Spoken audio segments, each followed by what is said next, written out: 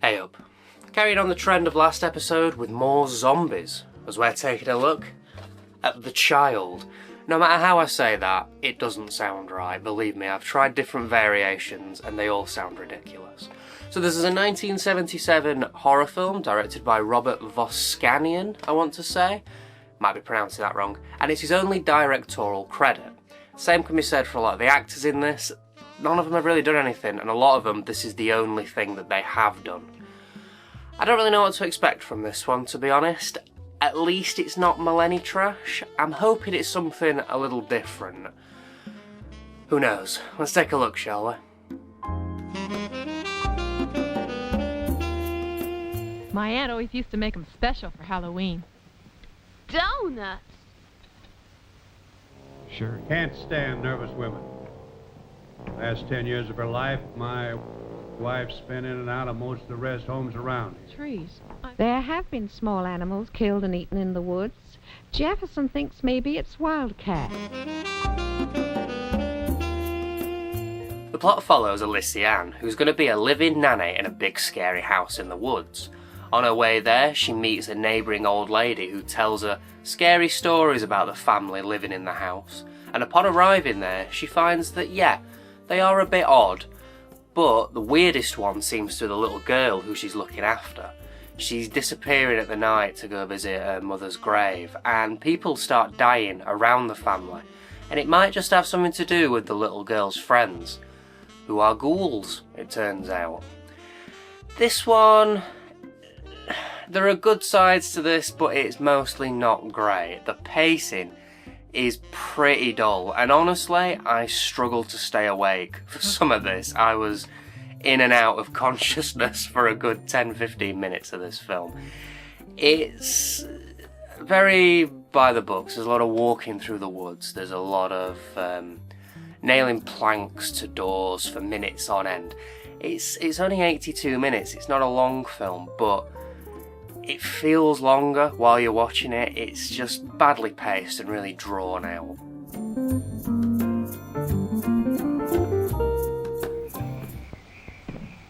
What's all the shouting about? You having a fit or something, Mrs. Whitfield?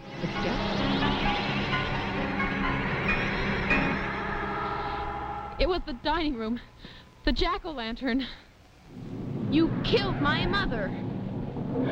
No, You killed my mother! no, they tell me kill. Mama crazy. Mama crazy. The acting in this is absolutely atrocious. No one's believable at all. And everyone's just sort of shouting the lines at each other. It's very amateur and kind of distracting. It is funny, but that's kind of where the comedy ends, and it wears a little thin after a while, I'd say. We do get some gore, and it's not too bad, to be honest. It's very giallo with the bright red blood and stuff like that. And honestly, there's not a lot of it, so it's used sparingly, and it has some form of impact whenever you do see it, which is always a good thing, I think. The monsters are pretty good too. I like them. They stand out, they're quite visually interesting, quite theatrical as well, which is always entertaining. Yeah, did a good job with the monsters, ghouls, zombies, whatever you want to call them. Yeah, not bad, not bad. Sets, lighting, mood, atmosphere, it's all really good as well. It is kind of like a budget Argento film, I guess, you know. You've got the nice mood lighting, you've got the big gothic sets, fog.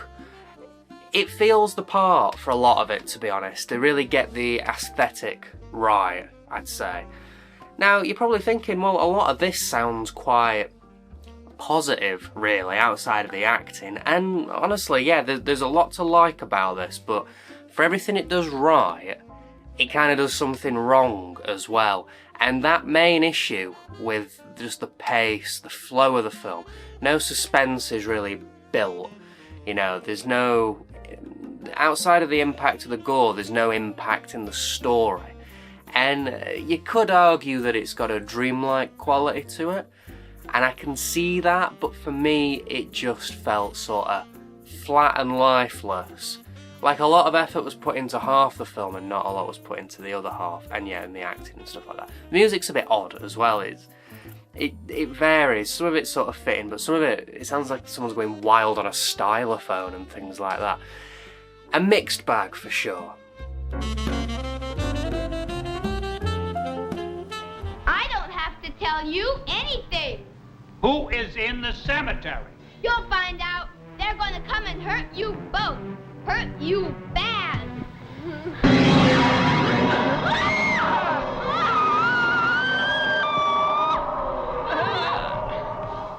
Killed every one of them.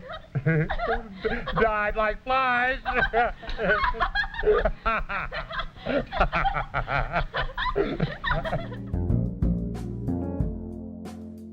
Okay, time for a little history lesson on this film, because there is actually some information about this one online, which is nice.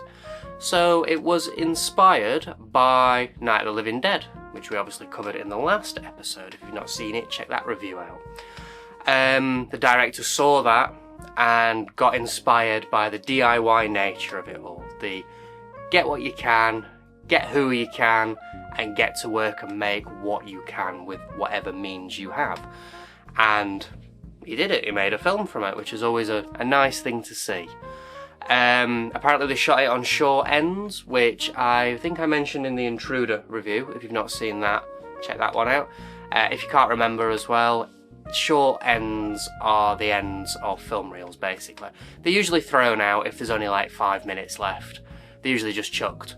So they just gathered all those for cheap and shot what they could on little bits of discarded film, I guess. It ran into a few issues with money, as these things generally do, and it took from 1973 to 1977 to finish, and the crew was so small that they ended up making up credits in the end credits, just so that it looked like a bigger production. Like, it's little things like this, though, that while I might not love this film, I might think it's just fine or a mixed bag or something like that, or actually actively not like it. That doesn't mean I don't appreciate the fact that it exists. They managed to make something out of what little means they had, and that's always more impressive than a big budget Hollywood film getting made, because of course it does. They just throw money at whatever they can. You know, something like this, there's an impressive side to it, I guess. The fact that they worked for 4 or 5 years on this thing. They clearly had the passion there, and that's always nice to see. Now, what I will say as well is that this was the most expensive DVD in the collection. This changes the tone ever so slightly. When I was looking for these, there were only 2 available on eBay. There was none available anywhere on like Amazon or anything like that. There were 2 on eBay, and they were both coming from Australia, and they were both in like the £30 region, then £10 on top of that shipping. And I was like, I can't put down nearly 50 quid for what's probably going to be a shit film on DVD.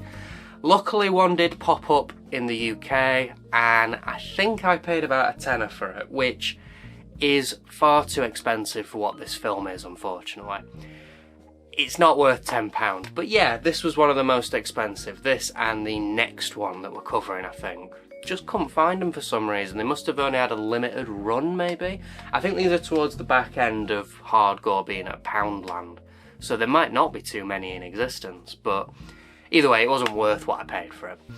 Lastly, before we move on, this is the first of 3 films, the next 2 will follow on from this, that are presented by Harry Novak. Now, who the hell is Harry Novak, and why is he presenting these films?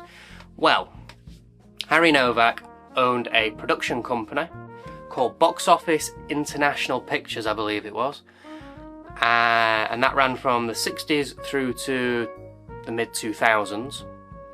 And he started out with sort of funding low-budget sexploitation films, and then he branched out into horror and blaxploitation and weird things, and He was basically one of those guys who jumped on the bandwagon of what was popular at the time and made cheap budget versions of that. He didn't necessarily have any creative input. He was more like, oh, this guy wants to do this, we'll jump on that and fund it and put it out under our label. Basically, he's a guy who likes to shove his name on a bunch of shit films. And this is one of them.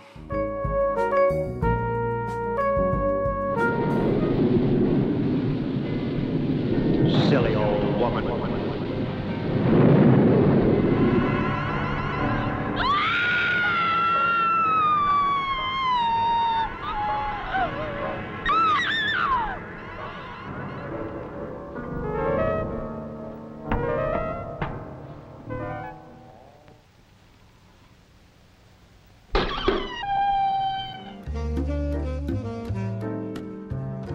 Okay, time for the print, and it's not very good at all.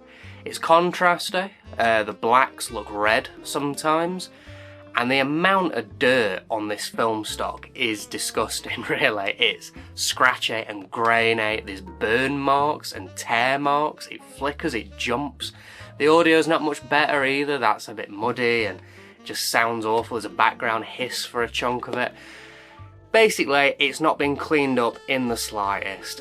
It's clearly not been stored very well either. It is an absolute state of a film stock, really. And on the disc, we get chapter select, we get a trailer, we get a Harry Novak showreel, which is 26 minutes of trailers for other Harry Novak produced films, and a ton of nudity in them as well. A lot of this sexploitation stuff is shown in it. And lastly, we get a Harry Novak documentary coming in at about 40 minutes. And it's kind of by the books, kind of formulaic. There's not much life to it. It's very much like, oh, here's a trend that he jumped on, here's a film that he did, here's some clips from it. And then here's an interview with Harry Novak from the 2000s that looks like it was shot on a handycam. I watched a chunk of it, but it's not really worth your time. Like, just look it up on Wikipedia, really. Okay, time for the case. And I don't mind this cover, actually. There's more to it than a lot of the other covers that we've seen recently, really. It stands out, it's decent. The information on the back reads fine, although it does give away pretty much the entire plot. The runtime is really off though. This comes in at 82 minutes, but it's listed here as being 108 minutes. I thought at first, well, maybe they've included the documentary, but that doesn't add up. So no idea where they pulled 108 minutes from, but that is off by loads. Really not good. This is the first in a run of ILC released titles. Again, the Hard Gore logo is removed from the beginning, and instead here we have the ILC logo. Lastly, this came with a Poundland leaflet. Overall then, yeah, this one just didn't really work for me. And I might get some comments about this, because it looks like this has its fans online. But I don't know, it's not the worst, don't get me wrong, and there are things to like about it. It's got a good atmosphere, the gore's not bad, the monsters are alright. But I just found it far too dull and lifeless for most of it. And the acting as well, just absolutely atrocious. It didn't work for me. I wouldn't give it a strong recommendation or anything, but what I would say is if you've seen anything in this review that has sparked your interest, it might be worth checking out for you. You might get more from it than I do. If you are in the market, this is not the way to go. Not only is the print awful, but it seems to be quite a rare DVD. It seems like something that's not easy to find, and for some of the prices that I've seen knocking about, that might have changed, but when I was buying this, the prices were ridiculous. It's not worth spending too much on. If you do want a copy though, your best bet is probably the American Horror Project Volume 2 box set that Arrow have put out, because this is included and there's a few more films just in there as well, so you're probably going to get more for your money just because there's a bunch of films in there, really. And plus it's probably restored, so it probably looks a lot nicer than this does. So yeah, a mixed bag, Not my cup of tea, unfortunately, but it might work for some of you out there. And next episode, we are carrying back on with more Harry Novak. I believe he's referred to as the Sultan of Sexploitation. Is this next one going to be any better though? I mean, I've seen what this cover looks like, and judging by that alone, I don't really know what to expect, to be honest. Next episode, we're checking out Hitchhike to Hell. Just look at the trash of that cover.